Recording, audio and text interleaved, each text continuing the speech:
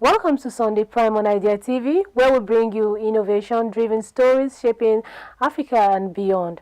I am Mary Ojimajo. I begin with a development in Africa's innovation ecosystem. And one of the amazing stories we have today is the Minister of Interior, Dr. Tijani Ojo, has urged Nigerian youth not to allow current economic hardship to undermine their vision for the country's future.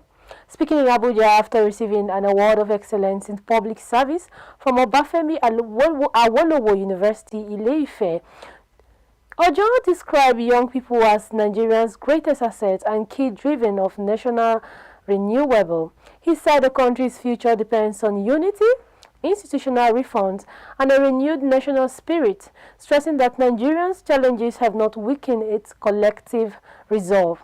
The minister thanked President Bola Tinubu for advancing institutional transformation through the Renewed Hope agenda and dedicated the award to Nigerian youth, civil servants, and his family. Tunji Ojo also highlighted reforms in the Ministry of Interior, including the automation of passport processing and clearance of application backlogs to strengthen border management. In another news, the House of Representatives has advanced a bill seeking to amend the Central Bank of Nigeria (CBN) Act of 1991 to strengthen transparency, accountability, and corporate governance at the Apex Bank. The bill, co-sponsored by House Leader Professor Julius and Jesse, passed second reading with unanimous support. It showed us separately the roles of CBN governor and board chairman to prevent contractions of power and enhance professional oversight. Lawmakers said the process amendment aimed to improve monetary policy independence, align CBN operators with global best practice, and address governance gaps exposed by past controversies, including foreign exchange management and currency redesign. The bill also seeks to limit ways and means advance to 10% of the previous year revenue and introduced mandatory legislative briefing and impact assessments before major monetary policy actions.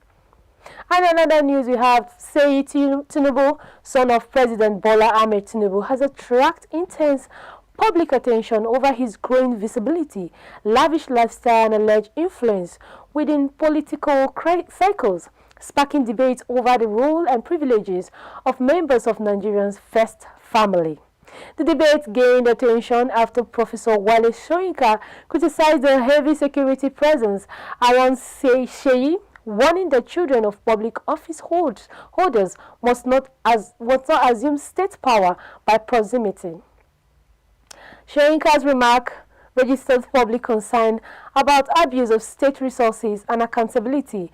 Born in 1985, Seyi is a lawyer, entrepreneur, and advertising executive with interest in media, real estate, and youth engagement initiative.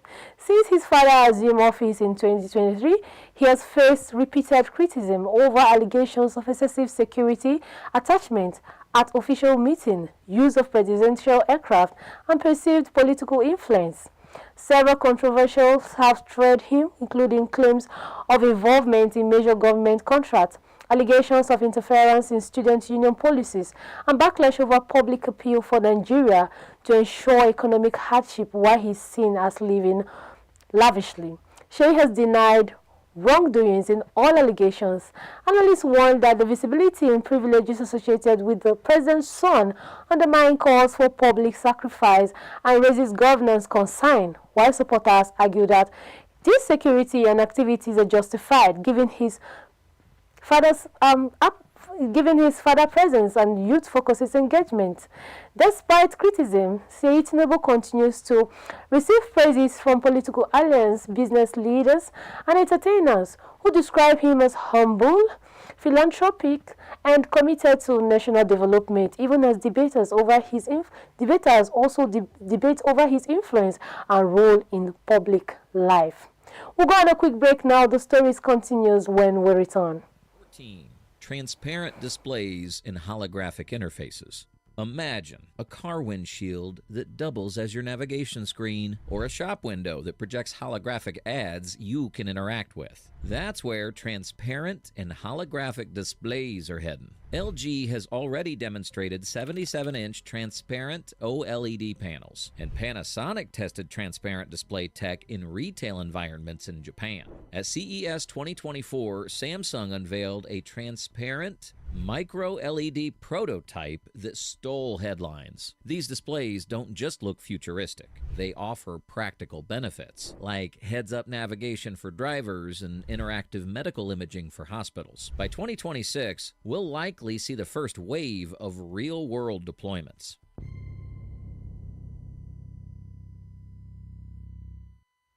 Welcome back. If you just joined us, this is Sunday Prime at Idea TV. Now the rest of the stories. At least 9 women were reportedly killed and several others injured after gunfire broke out during a protest in Lamurde local government area of Adamawa State on December 8, 2025. A witness said that the unnamed women were protesting a commercial dispute between the Benchman and the Chokwo community when spots were fired near the local government secretariat where soldiers were stationed. The incident sparked public outrage, coming a day before Nigerian marked World Human Rights Day, while residents and witnesses alleged that the soldiers at the scene were responsible for the shooting. The military denied involvement, blaming the killing on an unnamed local militant group, often described as the unknown gunmen.